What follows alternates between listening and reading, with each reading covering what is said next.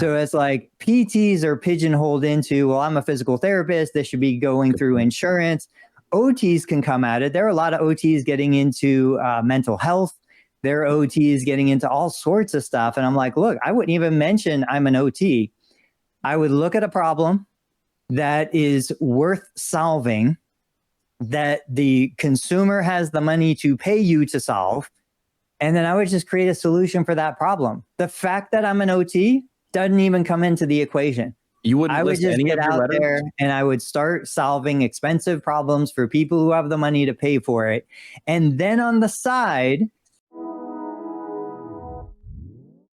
this is a little bit like getting the class to help you with your homework. We're going to do some work today that'll help me with my job, which is kind of fun because marketing and sales and communications, it's sort of like doing it in public. You're allowed to do your work in public. In fact, it's encouraged. So we're going to dig into something that I'm doing there. And then we're going to talk about OTs and private practice. And I like this because this is a little bit out of the comfort zone because, yeah, I sort of know what an OT is, and you might know what an OT is, but what are they allowed to do? How are they similar and how are they different? And then we can go to the third, I call them cousins, the third cousin eventually of the rehab, which would be speech pathologists. Maybe we can bring them into the conversation eventually. But Dave's on vacation, but he's supposedly going to be here. I know Tony's here, so let's get started. Tony Maritato, Dave Kittle. Dave, on vacation, where are you? I feel like we should have a graphic like live from, on location of. Where are you? where in the world is Dave Kittle? You're in the beautiful, beautiful Blue Ridge Mountains in northwest Georgia. So you're in Northwest Georgia and you're doing the complete stereotype thing, sipping coffee on a rocking chair. That is a very Northwest Georgia thing that I would think of if you said I'm in Northwest Georgia. Are you in front of a log cabin? Can you give us a complete shot there? Absolutely. Absolutely. You are living in a Lincoln log place. Lincoln logs in full effect, human size. That's cool. All right. So I'm glad you're with us on vacation, getting up bright and early. How's it going, gentlemen? Awesome. Let's jump into it. Jimmy, Okay. You had something queued up that you took off the screen before we went live. Did I? Which one? Which thing was I talking about? You had a graphic. I couldn't see it. Oh. I was talking about the APTA private practice thing. You want to talk about it? Yeah. All right. So I'll throw this on there. I thought this was a really good idea. And I love stealing good ideas because why wouldn't you love stealing good ideas?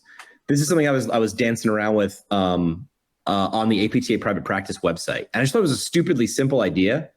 And you're like, well, that's private practice. That's a private practice section. They're huge compared to me, a clinic owner.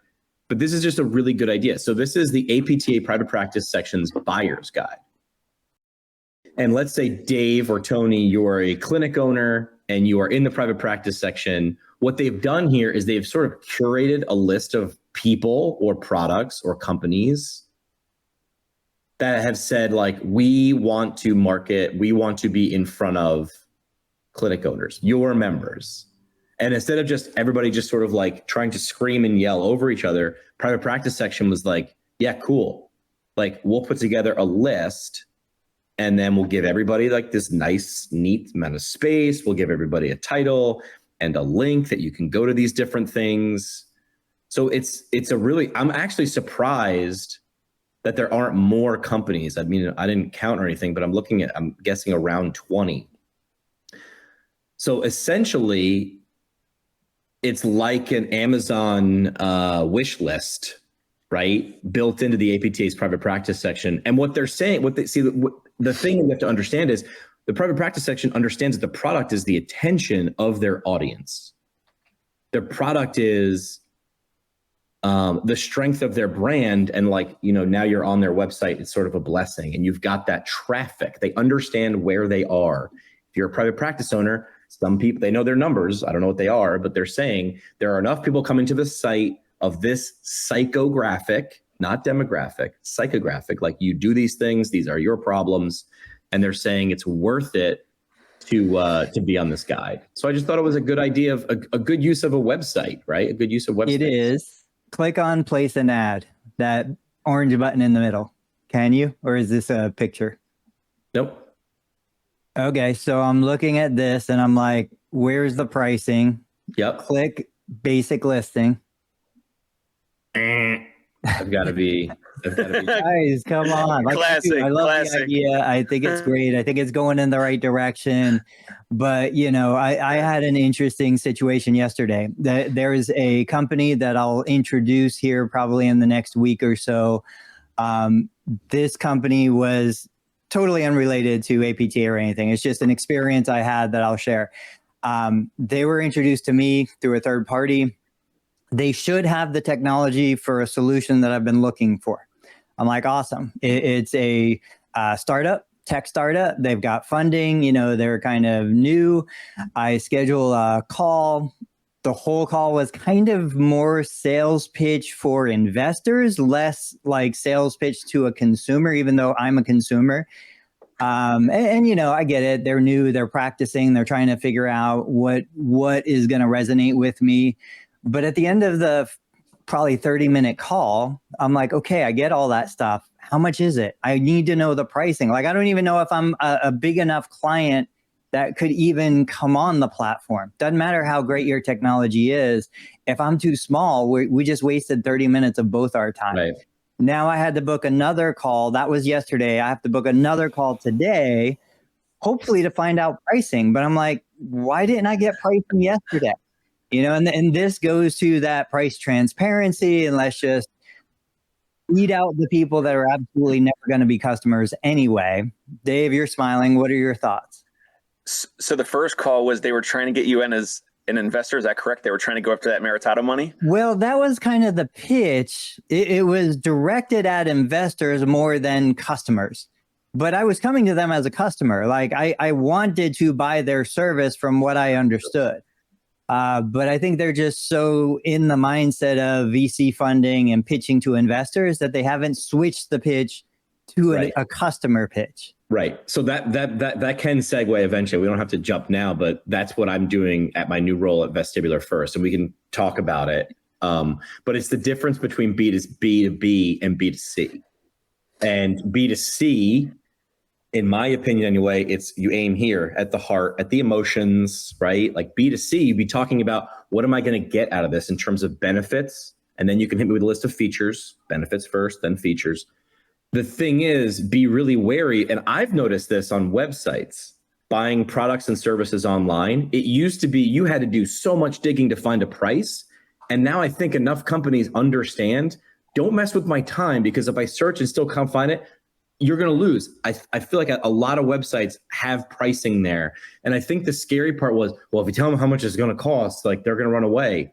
Okay, so maybe you're overpriced, right? Like people aren't dumb.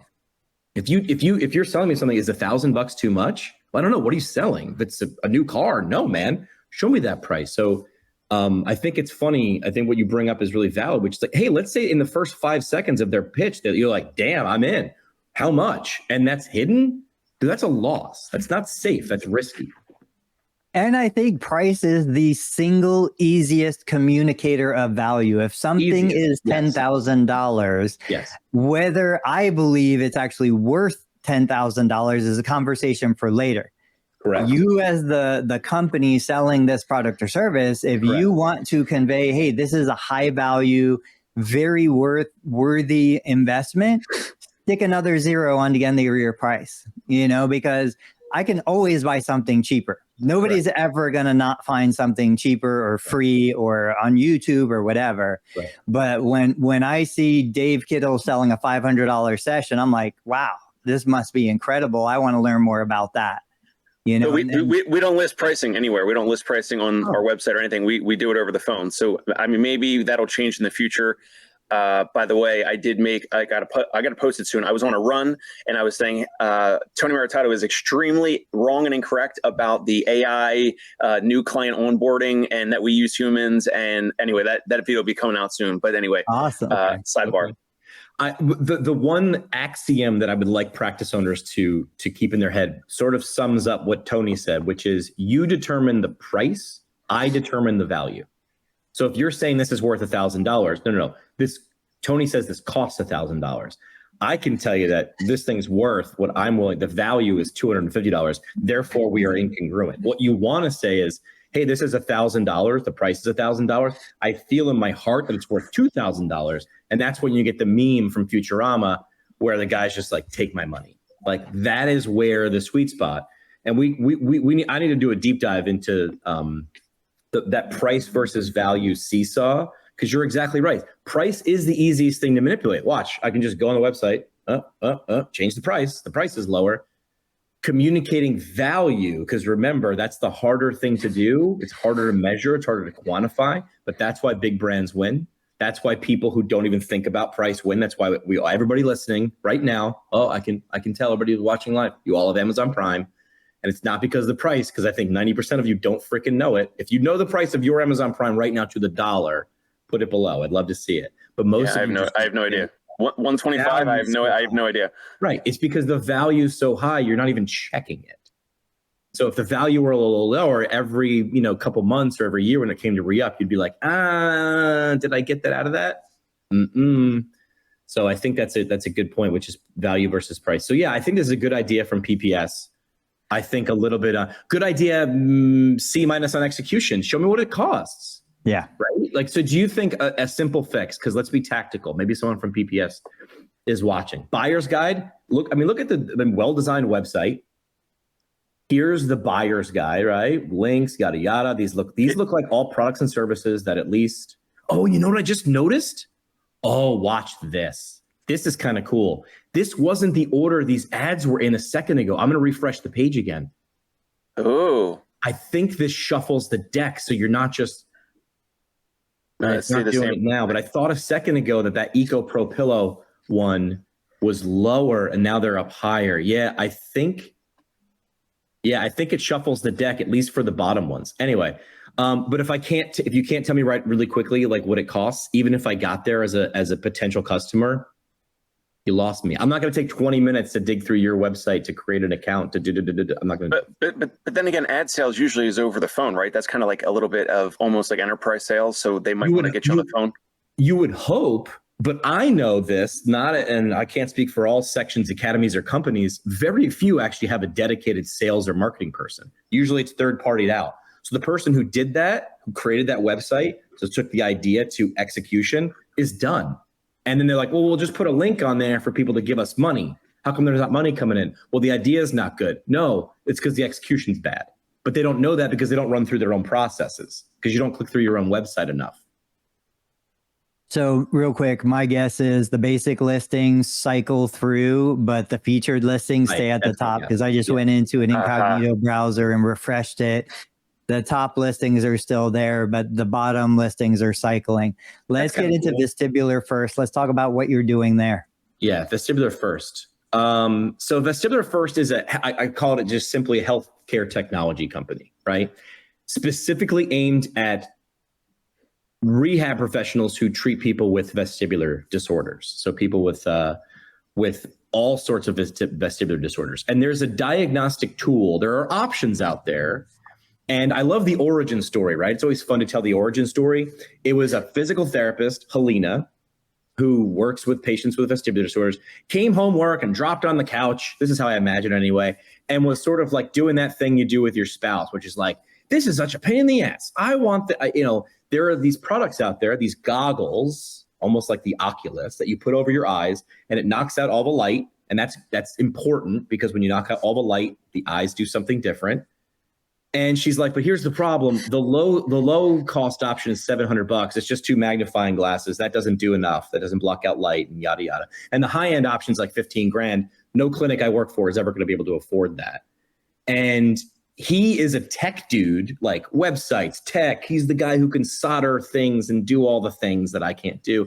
And he goes, well, what do you need it to do? And she just sort of vomited she needed it to do. And then he's like, hold my beer, and went to Amazon, just bought a bunch of parts. And then like 2 years later, they have an FDA approved medical device that does all the things of the $15,000 option for a middle of the road cost of $2,600. And that's what the Insight Pro Plus goggles are. Now, they sell these goggles B2C. So they got a great website. They've got really good SEO. They've got good paid and organic content. They got good paid. We're working on more organic content because that's where I come in. But they're like, here's the problem. Here's why we bring Jimmy on board, is we want to get into larger organizations, the larger PT chains, right? And hospital systems. How do we do that? Because that is B2B. That's not necessarily B2C. Well, I shouldn't say it's not ever B2C, because if you get in touch with a clinician who watches something or sees it or hears about it at CSM, hopefully she goes to her manager or he goes to the purchasing person and says, I want to use my budget for this. So that still is a route of B2C. But I get brought in because, how do we get I don't want to name any of these practices, but like, how do we get some of these large practices to come in and say, okay, we want to order 10 or 20 or 50 of these because we can see if we arm our vestibular PTs with this, again, B2C is heart, B2B is logic and brain. This will help us make more money, differentiate us, bring in patients we weren't bringing in before. And that is my role there. I get to talk to people all the time.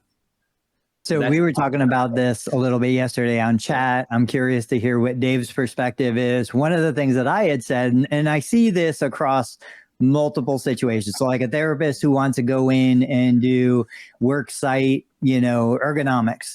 They're like, I know I can save you money, the company. I know I can reduce injuries. I can lower workers' comp costs, all that kind of stuff. These are all theoretical savings. They're really hard to sell. Wellness programs, all these different things. So in Jimmy's case here, we're talking, okay, I had suggested if you're trying to get into larger companies, hospital-based systems, things like that, even with HippoScribe, trying to go into a hospital-based organization, Jimmy had acknowledged like who's the contact person, who's the decision maker, in those kinds of organizations, it's really less about like bringing in awesome stuff and it's more about not rocking the boat. Correct. When I worked for a hospital, it wasn't about hiring the best therapist. It was about hiring the therapist that doesn't disrupt the organization and cause problems because they're better than everyone else. I would rather hire an average or below average therapist who's just going to do the job and not cause problems. Yep. So when we're looking at bringing something like this in, it's like, all right, well, what does this all mean? Is this really going to make me more money? All of my vestibular therapists are already fully booked. They're already making as much money as they're going to make. Is this going to open the door to turning an hour of vestibular rehab into $1,000 revenue instead of $150 revenue? I don't know. I don't know it well enough. But most of the time when I look at introducing an opportunity like this, that we all look at and we're like, oh, this is awesome. It's going to do this stuff and attract more new patients. They're typically like, we don't need more new patients. We already have a waiting list. It's not going to generate more billable units because we're using the same CPT codes. In fact, when I talked to Biodex Rehab about their reactive step trainer, they wanted to bill 97112 for using this balance device. I was like, here's the problem. I'm not a neurotherapist. I can bill 97112 today with rubber bands. That cost me 50 cents. Why do I need to buy an expensive treadmill to bill the same CPT codes? And that's the thing with this device. So the real situation here is, where is the truly unique advantage of bringing this in outside of the theoretical? Yes, it's a better experience. Yes, it gives our therapists a new tool that they don't already have. Right. What do you think, Dave? I love that approach. The one thing I was thinking, since we chatted about it yesterday and then into today, with the APTA, is there like a special interest group? Is there like one of those SIGs or whatever for vestibular, just for vestibular? I'm assuming there probably is, right? Yeah. National? Within the APTA neuro section, there's vestibular. Yep. So I don't know if that's got to be, hundreds, if not thousands of therapists right there. So like maybe is there a way to either you guys interview them all, create a bunch of content, paid placement, ads, whatever, that go out to all the vestibular therapists. I think that would be maybe one of the things for like the best bang for your buck. But like Tony said today and yesterday in chat, like the device has to show a private practice owner how it can help. Obviously there has to be the financial side, and it's got to be, there's like the functional side as well of like a therapist that is currently doing, I don't know, like the Dix Hallpike or whatever, right, and whatever vestibular diagnostics, are they currently doing it with the other, cheapy goggles? Are they doing it without any goggles right now? And so that sometimes is the challenge of bringing something like this into any business that's like a little bit more expensive. There's more overhead. And then it's like, we got to make sure obviously that it's being used and like, what's the actual financial return on it. And then like all the other nuance around, training and onboarding and making sure that your therapists are actually, the vestibular therapists are actually going to use it and continue to use it and have some patient improvement. And then maybe you use those goggles to send a video to the referring ENT or whatever, physician, all that. Like that's got to be like, there's multiple things. I don't think it's just one, channel. There's like multiple things to figure out. All right. So this feels very much like Shark Tank, and I'm like getting all sweaty because I got to answer all these questions from the sharks. So they did a sort of analysis where they had an organization give this tool to 11 different therapists. And they found out that it pays off in about 11 weeks. So they said, hey, listen, using this, we can show anyway that it pays for itself in 11 weeks. The thing that I think it sells, I think, Dave, you hit on it last. Because I studied vestibular therapy for 29 minutes, I think, in PT school. We blew right through it in neuro, right? Because if you don't have a neuro professor who's an expert in it, you're going to get the bare minimum, right? And knowing that this is a niche market, but I think it's an underserved market, and they've got the data to prove that, right? So the last thing that Dave said, I think, was really valuable, which is if you're looking down at someone's head, remember what it was like to do like a Dix Hallpike, you're doing it on your classmates, like you know what the heck you're doing. You're looking for this. If you want your professor's insight into, hey, is that a nystagmus? They have to be right on top of you. So I think this product actually sells two things that we're not talking about. Number one, putting the patient's eyes in the dark gives you different results. Except I don't know about you guys, but I'm not, Wolverine from X-Men. I can't see in the dark, right? So this puts patients' eyes in the dark, but still allows you to let you see them. So number one, it gives you the superpower of night vision. These are night vision cameras. Okay. So that's number one. You're going to get a better result. Is that worth $2,600 to a hospital system? I don't know. Let's let them decide. The second thing it does is your professor doesn't have to be over your head. So number one, I can record with these things. So I can do the maneuver and then record what it's doing. So low-hanging fruit, I can show the patient and say, see what I'm seeing? And this is what I've heard from Helena and other vestibular therapists, there's validation there. Oh my gosh, there actually is something wrong with me, because you know what vestibular disorders look like? Nothing. Like you and I just look at someone and just go, oh, you just keep saying you feel dizzy, but I don't see, there's nothing bleeding. There's nothing visible. So it's validation. The second level is you can send it to a therapist that you know who's an expert and go, you can send the video clip with permission to someone and go, here's what I think I'm doing. Here's what I think I'm seeing. Do you see that as well? And this is like another nice feature I don't think I mentioned. Yes, it's got two cameras that are night vision in the goggles. It allows the webcam you're recording on to record the maneuver. So you can actually see where in the maneuver, because it's got play-by-play now, where in the maneuver the eye did that thing. And the third thing that David just keyed on, now you can send it to maybe a referring physician and say, hey, you were right to send that patient to me because look what I found and look what I am. So I think it's a differentiator. It's an option for a differentiator. And so remind me, are the goggles a diagnostic tool or are they a training recovery tool? They're a diagnostic tool for now. Okay. Because you had said at one point that consumers were buying them. Like No, these are not a consumer tool. This is a diagnostic tool only. Sorry if I didn't answer that right. Yeah.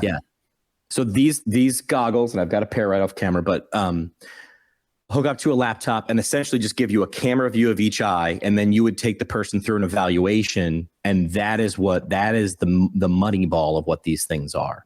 Because you can't see a lot of these things especially if you're a new clinician, at the speed. And then are you sure? Because now, again, I have a PT license. I'm on my own. I even thought about an additional service to this would be like a tutor, like have someone like Helena. I know I'm pimping out her time without her actually here.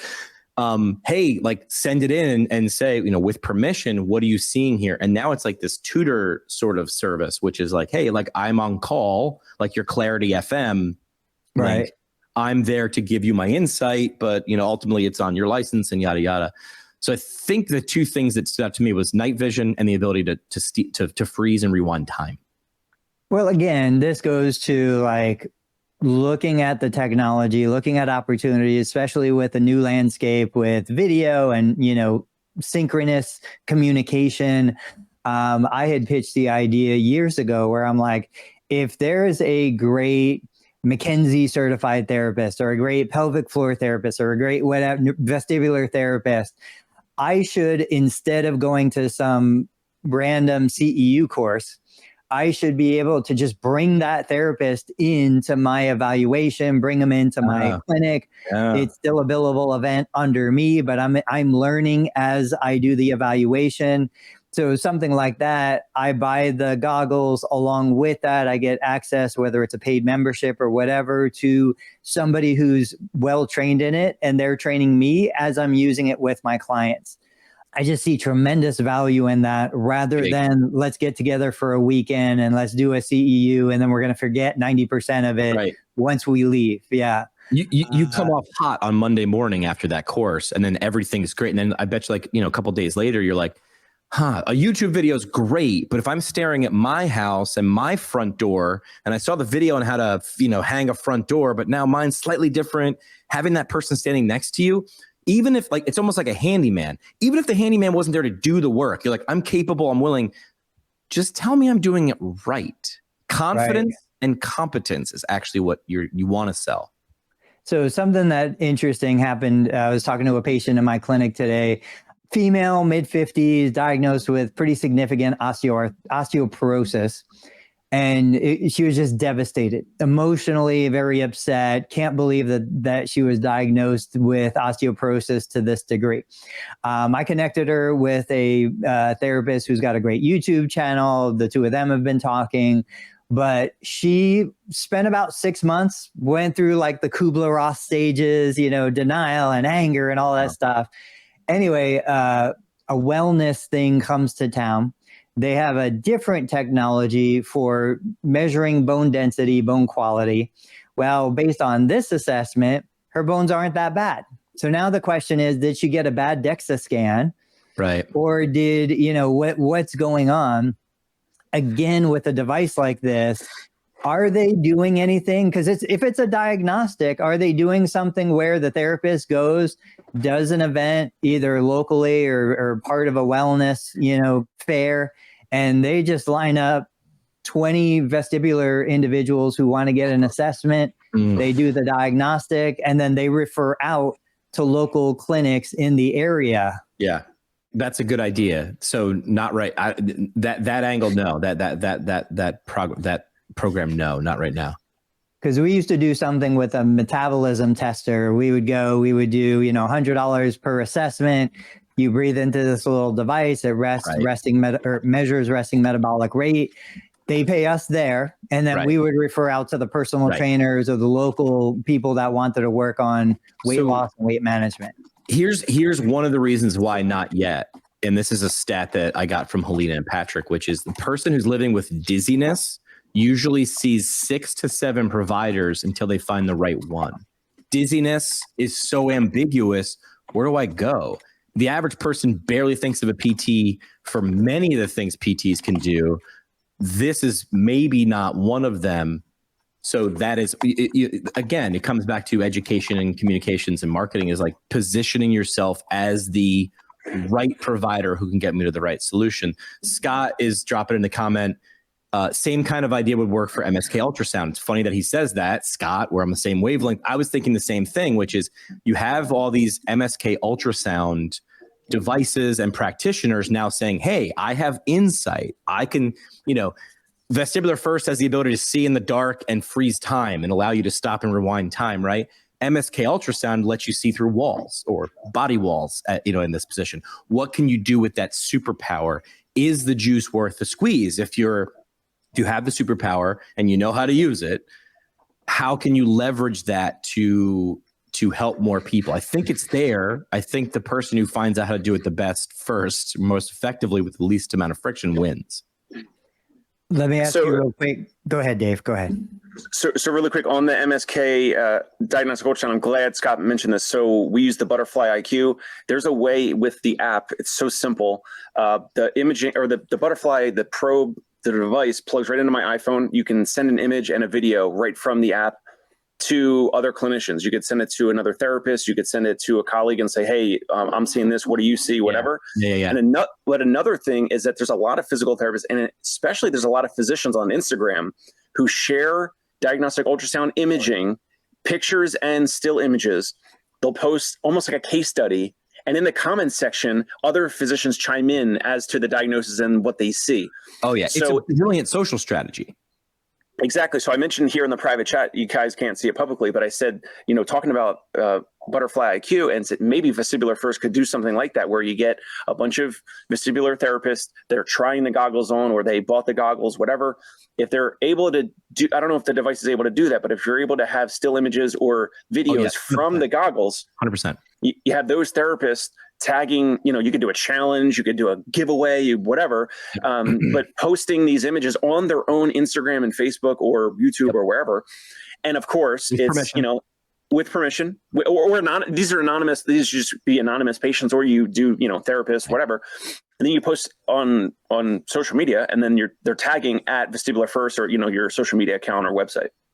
Patrick and Helena are in France at the Baronet conference, which is like a big international conference with people who work with, people with vestibular disorders right now. But I've been taking notes because they've been gone for a week or two, and I have the dry erase board full of all those things. And you touched on one of them. If you go to Vestibular First socials, they have a really good active social following. Helena puts up treatment ideas and discussions that vestibular therapists would want to have. She's got that covered. That is the lowest hanging fruit, and they do that, and they do it terribly well, right? What you don't see, and this is Helena, if you're watching, Patrick, if you're watching, I don't see nearly enough night vision videos. Like, you have the ability to see in the dark. The actual product. Night vision video every 24 hours of something.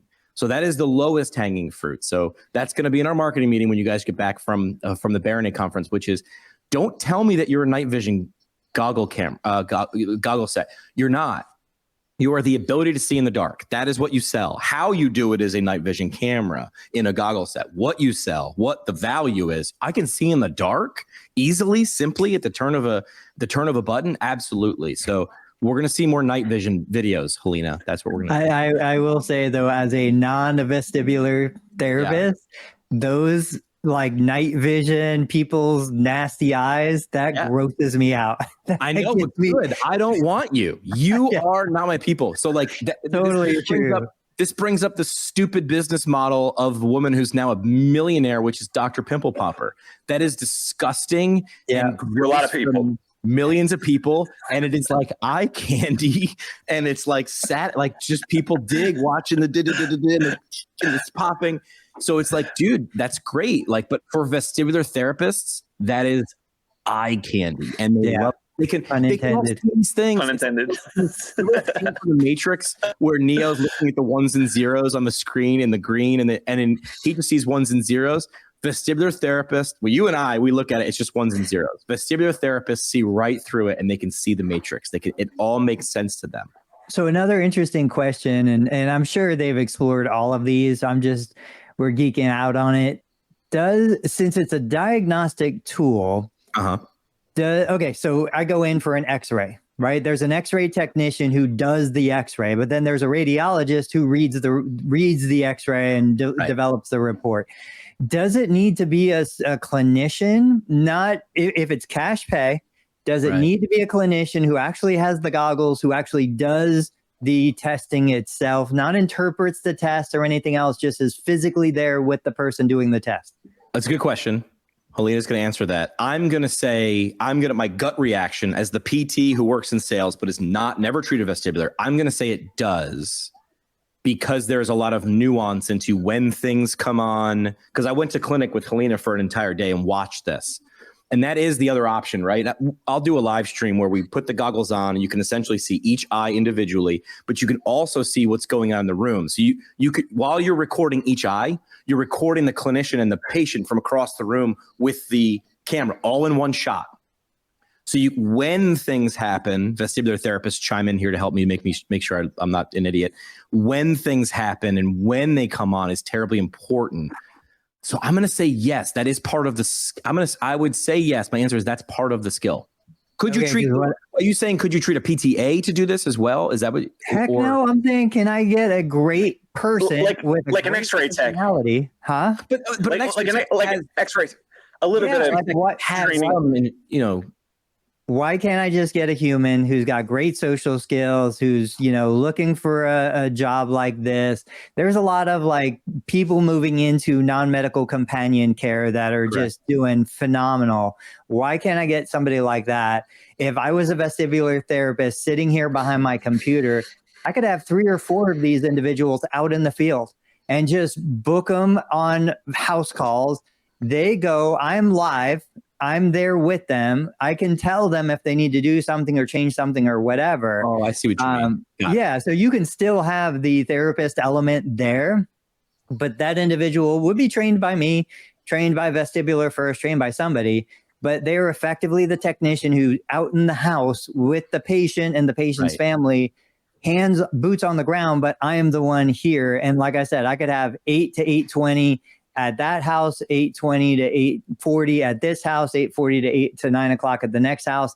And as I'm hitting the next one, that first person leaves to go to the 3rd or 4th visit.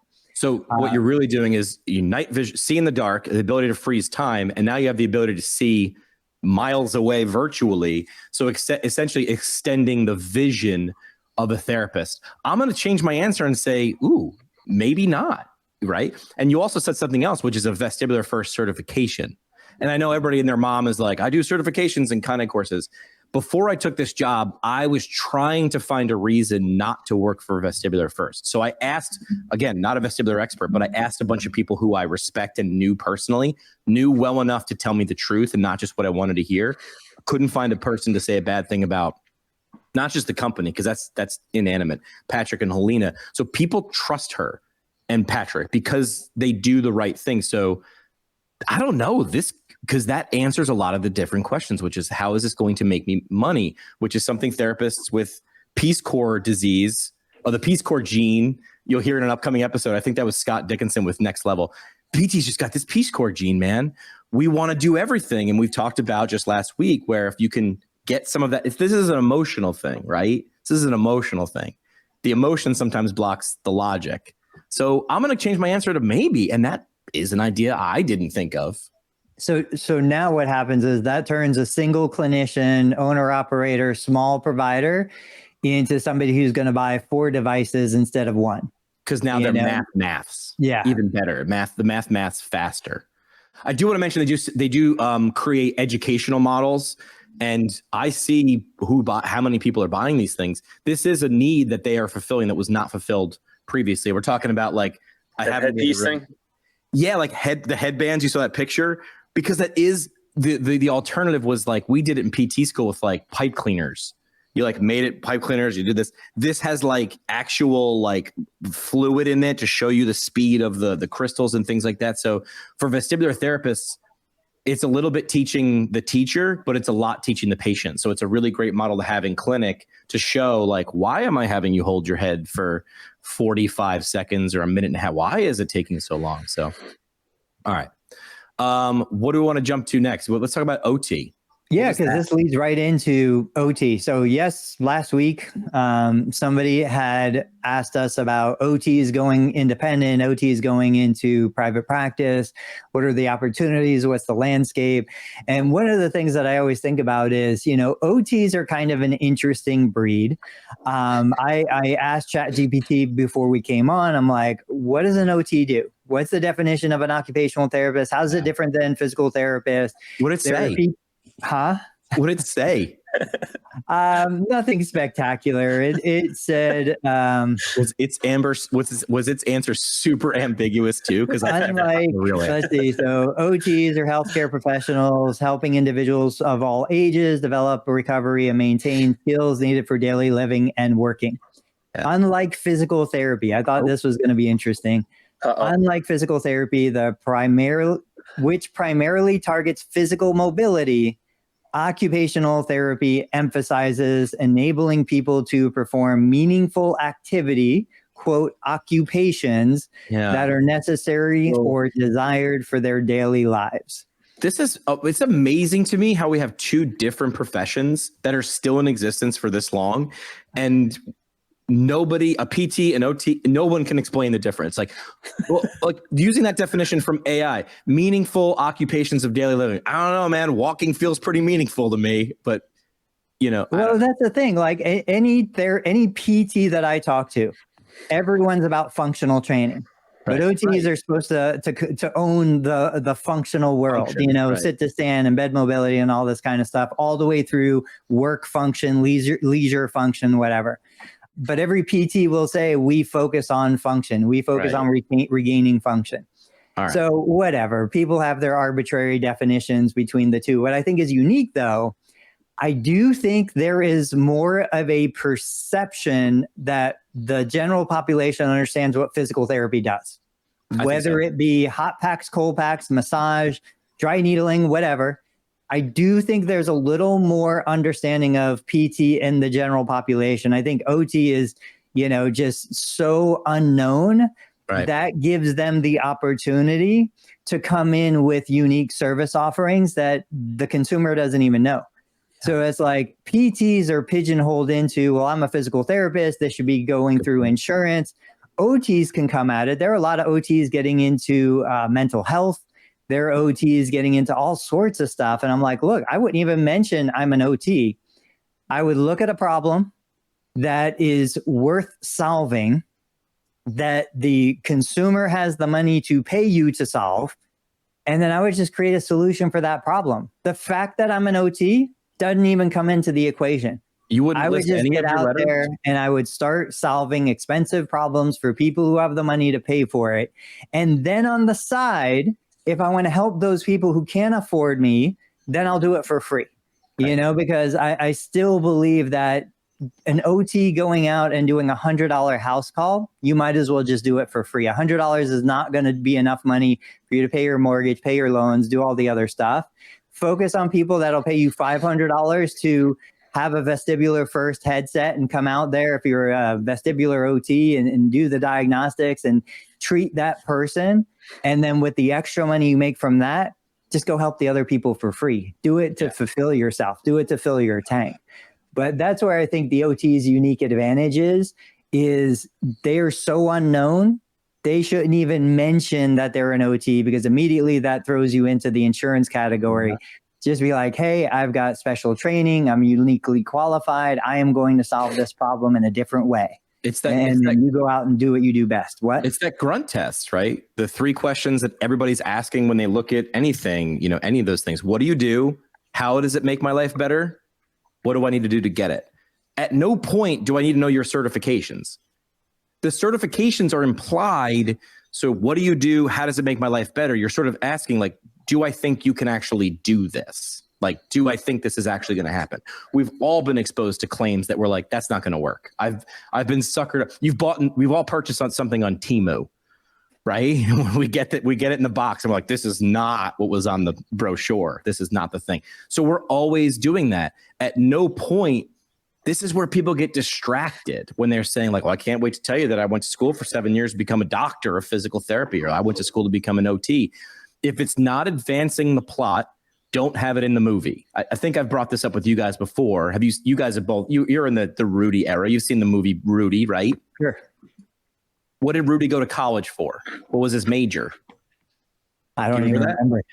History? I don't know. It wasn't in the movie. Want to know why? Because it wasn't important. So they didn't bring it up. That's my point, is like, you being an OT is, if you ask, I will tell you that.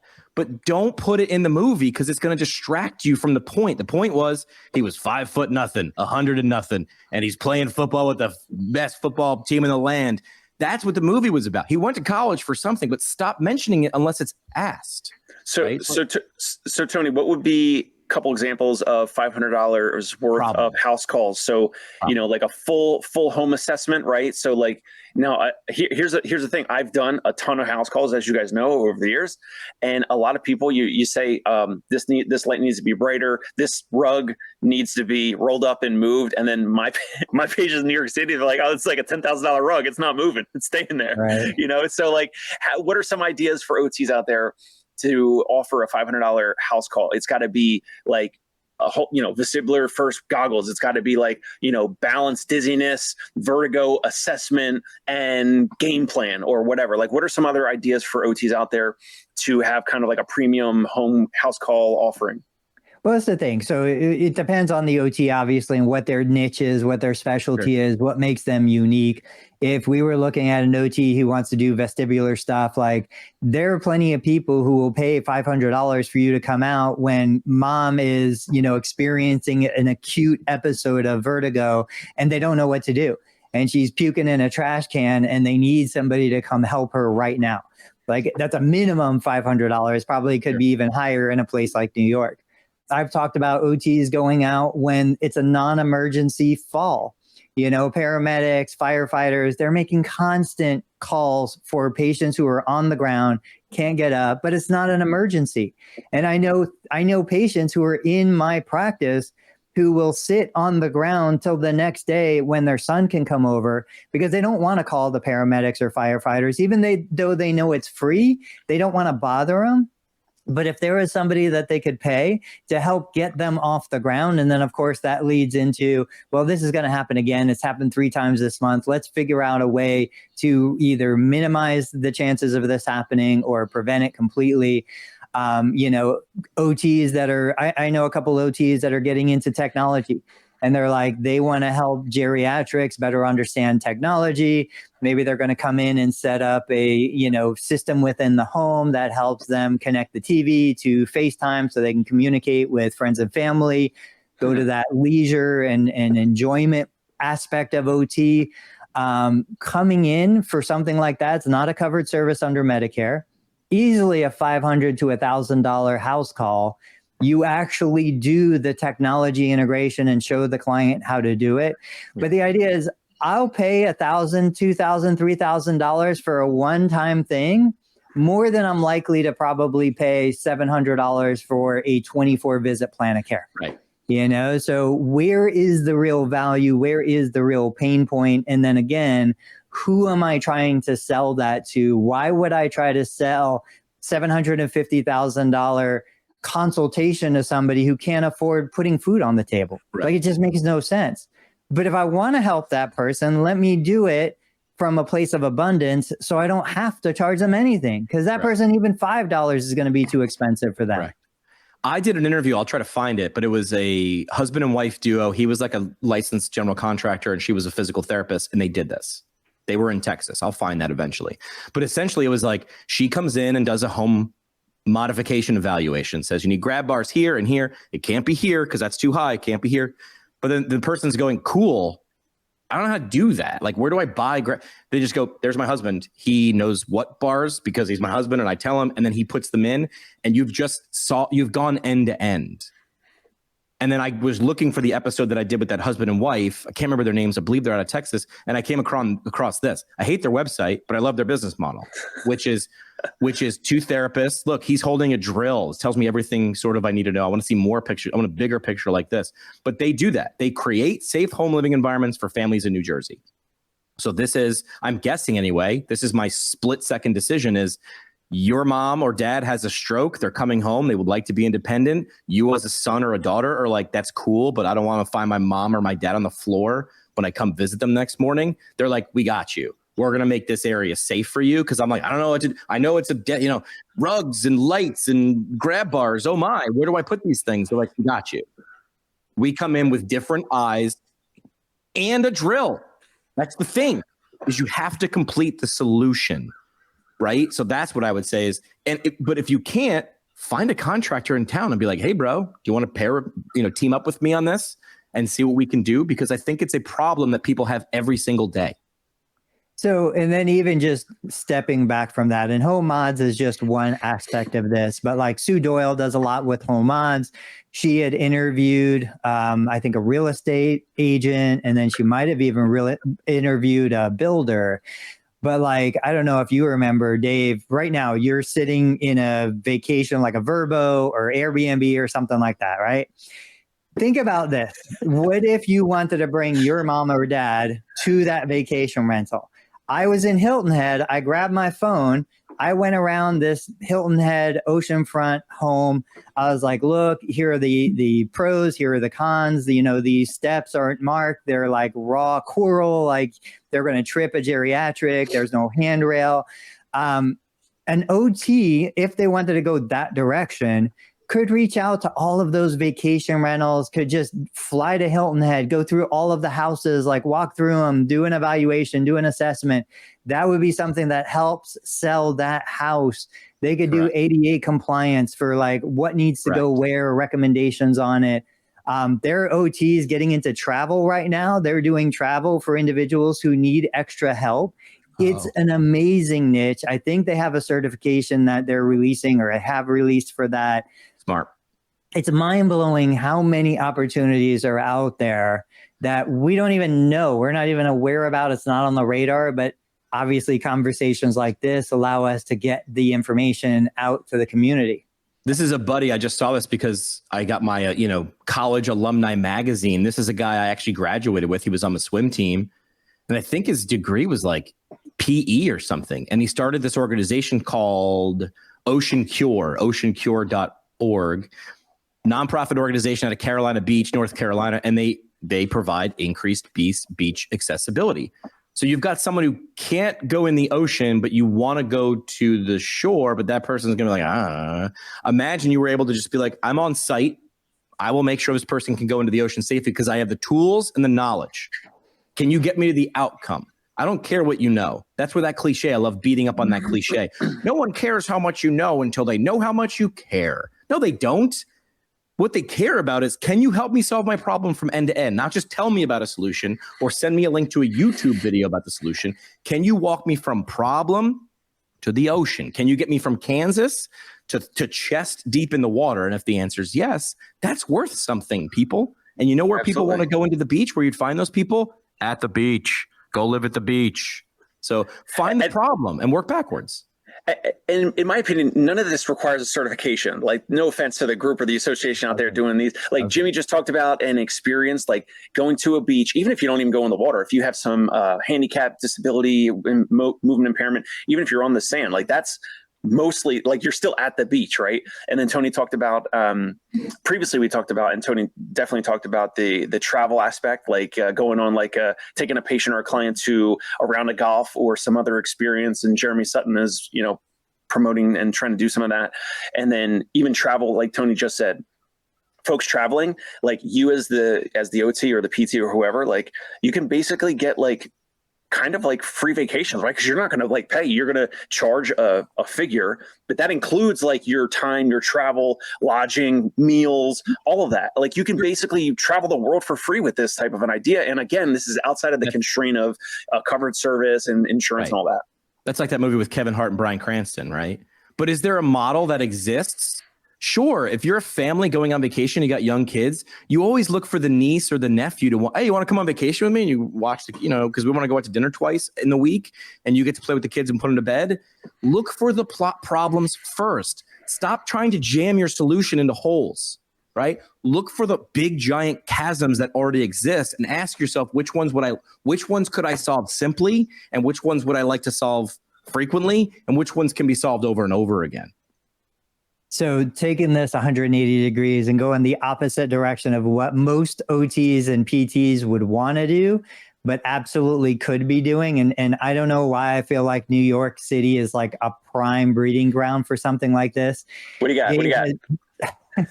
Have you ever heard of attorneys sending the ADA demand letters to local businesses who are not ADA compliant? I have not heard that, but yeah, I could see that in New York City. Absolutely. Okay, so here's the deal. So an OT PT, An OT PT would go in, you'd go into the bodega, you'd go into the sandwich shop, you'd go into whatever, you'd go into the bathroom, you'd look under the sink, non-ADA compliant. Oof. You go tell your partner attorney, send this guy a letter. The attorney sends the letter saying our client was in your establishment. It's not ADA compliant. We expect whatever restitution, blah, blah, blah. Oof. They're getting thousands to hundreds of thousands in quote restitution on some of these cases. And it's legitimate. I mean, it's not really a scam because these businesses are so busy. They're mom and pop businesses. It's a horrible thing to do, but they're not ADA compliant and they're not abiding by the law. So we were in a situation like this, and that's the only reason why I know it, where something like this happened in one of my mom's nightclubs decades ago.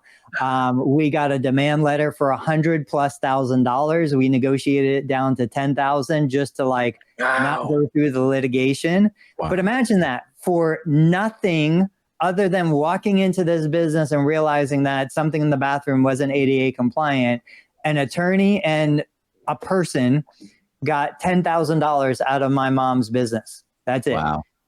And we still had to pay the cost to bring everything up to compliance. Yeah. There's putting your skills. I mean, you want to talk about the Peace Corps, Gene? Okay. Why don't you go out there and fight the people? The opposite side. Yeah. It's like, okay, great. You're the private investigator, but instead of investigating people who are cheating the system or cheating on their spouse, you're going out and you're doing proper evaluations for ADA compliance. Do you need a certification to do that? No. Do you need to know the regulations? Sure. Could you teach yourself that in a day? Absolutely. Could you do it in 4 hours with AI? Most likely. And I mean, so essentially you'd freelance for attorneys and say, here's a thing that should be happening. I can write on a piece of paper my certifications. This is where you get to flex and tell people, I'm certified. According to a doctor of physical therapy, it was analyzed and measured, and these were the photos. Yeah, I mean, that's a model. Now, I think you could do it in a more ethical, feel good, sleep good at night way, in the sense that you could be the therapist going in, doing these assessments, then sending a letter to the business owner and saying, hey, I just want you to know this is what I do. This is my specialty. Yep. I was in your establishment. This is what's going on. These are the deficits. Absolutely. If an attorney has somebody come in and experience this, you're going to be on the hook for tens of or hundreds of thousands of dollars. If you want my full report and my recommendation, it's only $1,000. Right. And you can bring your business up to compliance. Man, Tony is like, listen, gangster today. I'm not saying someone's going to drop a dime in 29 and a half days, but what I'm saying is someone's going to drop a dime in 29 and a half days. There's no coming to my clinic. That's the only thing.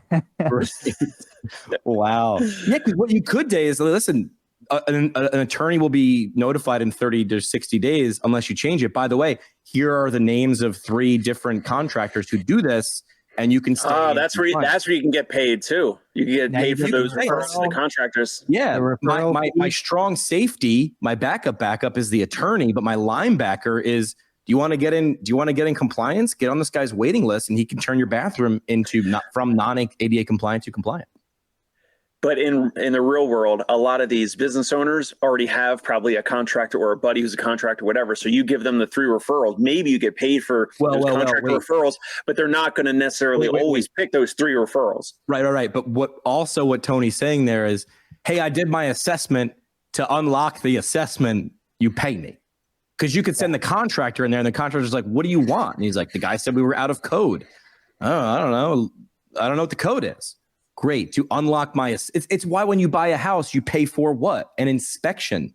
I want to know. Give me the dirty little secrets. But what he's doing here is he's moving the inspection. They don't know. They're not selling their house, but people are using the bathroom or trying to get into a facility, and he's moving you're selling inspections to people who didn't know they needed one. Yeah, the lawyer approach is the one that's going to cause the most amount of movement. The Peace Corps Gene therapists, I just heard several heads explode. And I agree. Even I was like, ooh, man, that's cold, bro. So let's think of parting shots. You guys think about it. I'm just going to say, going back through the episode, thankfully there were things, 3 heads are better than one. We threw a couple ideas out there like could I hire a technician to go in the field, to go to the patient's home, to bring the Vestibular First headset to the patient while I remain remote, which allows me to exponentially clone myself, increase, my time, like whatever you want to say. We see that opportunity. We see the opportunity with somebody who understands ADA compliance, leveraging that knowledge in an ethical or less than ethical way.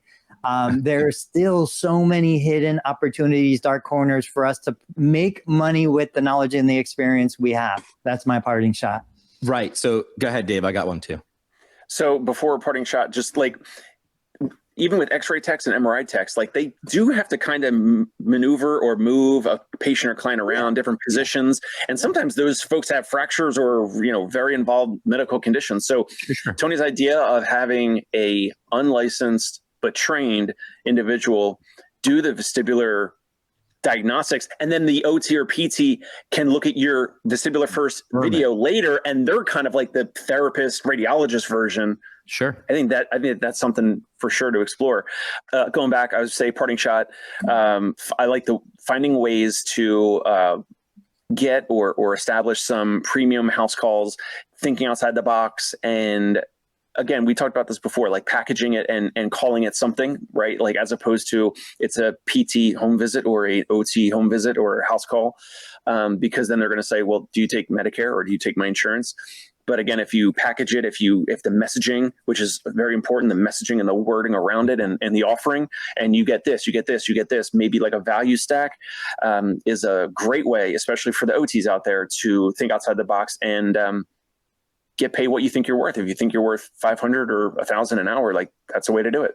The only way that model works that Tony suggested, which is, could you have 5 vestibular techs in the field and then 1 vestibular qualified NCS therapist in the clinic, is if we untie our emotions. That's I'm telling you this is the thing that that's holding you back is not the difficulty. It's not the website. It's not the program. It's not the thing you don't know how to do. It's the emotion holding you back. That's the reason. My parting shot will be in parallel with all the ideas, which is you can use your familiar skills in unfamiliar places. That's where the magic happens. That's where amazing business opportunities happen. That's when you look backwards. And I'm going to be doing a series on my podcast coming up in September, highlighting PT inventors, PTs who have taken this thing we're talking about and actually gone through the simple but not easy steps of creating an actual product, like Garrett Drumheller with Nordstick, like Scott Dickinson with Next Level, like Jay Deshari with MoboBoard, like Patrick and Alina with Vestibular First. Familiar skills in familiar places get you familiar results. Familiar skills in unfamiliar places get you exceptional results. I don't know why Tony just left, but he hated my He's still here. Oh, he left the stage. No, he bounced. All right. We'll be back on Thursday with another topic. If you like what you heard, just let us know. Like, listen, we are fragile human beings with egos, and we like just let us know you like the topics, or give us something we haven't talked about before. And we'll see you back on Thursday. Subscribe and like and listen and share and do the whole thing. Dave, have fun on vacation, man. Go back to relaxing. Thank you. I'll still be here Thursday, man. I miss you guys. I love you. Take care. Yeah, sounds good. Hey, it's Dave Kittle. Are you a healthcare business owner or physical therapy practice owner who is looking to figure out your succession plan or exit strategy? We might be able to help. And in fact, we may be interested in acquiring your practice. If you're interested, you can reach out to me. Shoot me an email at dave@conciergepainrelief.com. That's DAVE@CONCIERGE painrelief.com, or you can call me at any time, 646-781-8884.